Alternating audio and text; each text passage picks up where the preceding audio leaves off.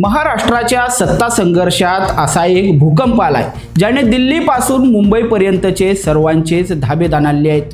ज्या 6 खासदारांनी महाशक्तीच्या जोरावर गणिते मांडली होती तीच गणिते आता कायदेशीर कचाट्यात अडकली आहेत। पण प्रश्न असा आहे की कपिल सिब्बल यांनी कोर्टात असा कोणता पॉइंट पकडलाय ज्यामुळे या खासदारांची खासदारकीच धोक्यात आलेली आहे। जाणून घेण्यासाठी हा व्हिडिओ मात्र शेवटपर्यंत पहा।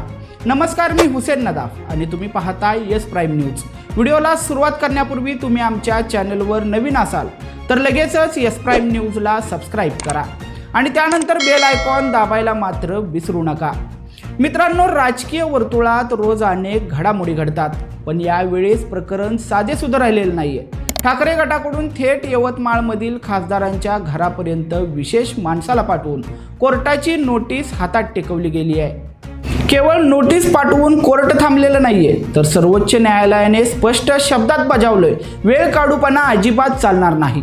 31 ऑगस्टला सकाळी 10:30 वाजता तुमचं म्हणणं मांडलं नाही तर आम्ही एकतर्फी निकाल देऊन टाकू।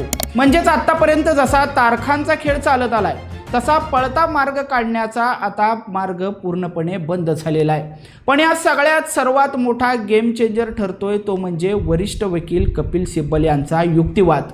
सिब्बल यांनी कोर्टासमोर अत्यंत कळीचा प्रश्न उपस्थित केलाय। काही खासदार एकत्र आले म्हणजे मूळ राजकीय पक्ष फुटला असं कसं म्हणता येईल?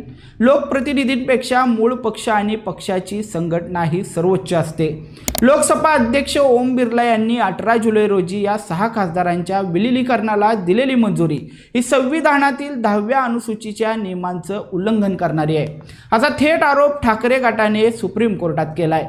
सोप्या भाषेत सांगायचं तर जर मूळ पक्षाचं विलिनीकरण झालंच नसेल तर या 6 खासदारांचं स्वतंत्र अस्तित्व अवैध ठरतं आणि जर कोर्टाने हे विलिनीकरण बेकायदेशीर ठरवलं तर या खासदारांचं पद एका क्षणात रद्द होऊ शकतं। आता खरी गंमत पुढे आहे, या 6 खासदारांची अवस्था सध्या पंक्तीला बसले आहेत आणि जेवणच संपलंय अशी झाली आहे। कारण ज्या क्षणी हे खासदार शिंदे गटाच्या गोटात सामील झाले नेमके त्याच वेळी सर्वोच्च न्यायालयात मूळ पक्ष आणि चिन्हांची लढाई अंतिम टप्प्यात पोहोचली आहे। एकीकडे शिंदे गटाच्या स्वतःच्या अस्तित्वावरच प्रश्नचिन्ह उपस्थित केले जात असतानाच या नव्या शिलेदारांना कोर्टाची नोटीस आल्यामुळे महायुतीच्या गोटात प्रचंड अस्वस्थता पसरली आहे।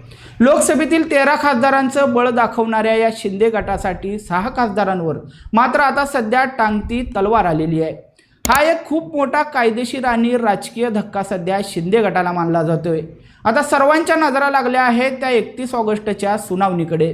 दिल्लीतील महाशक्ती या 6 खासदारांना कायदेशीर कचाट्यातून बाहेर काढण्यासाठी कोणती नवीन रणनीती आखते की सर्वोच्च न्यायालय या प्रकरणात अत्यंत कडक पाऊल उचलून एक नवा पायंडा पाडतो, हे पाहणं अत्यंत आता रंजक ठरणार आहे। तुम्हाला काय वाटतं? कपिल सिब्बल यांचा हा चक्रव्यूह बंडखोर खासदार भेदणार की त्यांची खासदारकी खरोखरच धोक्यात येणार? तुमचं मत खाली कमेंटमध्ये नक्की सांगा आणि व्हिडिओ आवडला असेल तर लाईक करा, शेअर करा आणि अशाच ताज्या राजकीय विश्लेषणासाठी आमच्या चॅनलला सबस्क्राईब करायला मात्र विसरू नका। धन्यवाद।